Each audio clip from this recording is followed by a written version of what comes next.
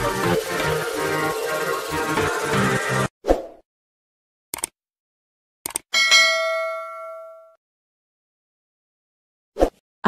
Fizo Omar dah nak masuk sekolah. Nak beli barang-barang sekolah, kata isteri Fizo. Agak-agak anak yang excited ke?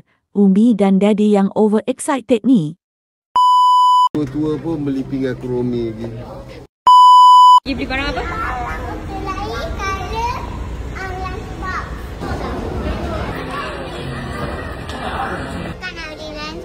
Nak pergi mana lunchbox?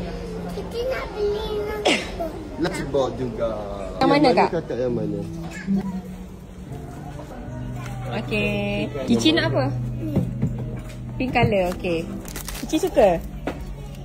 Ni ke Fizo Omar yang lasak, yang main ATV, main jet ski tu? Cantik, Smile. Say what to daddy? Buku dia mana? Cari bag school sayang. Jom. Close eyes. Cantik tak? Nah. Cantik bag dia. Dah semua bag semua dah ada. Memang harga macam tapi ada dekat discount kan. So ini macam yang kalau abang kata yang sambar tu kan. Habis berstiker-stiker dah.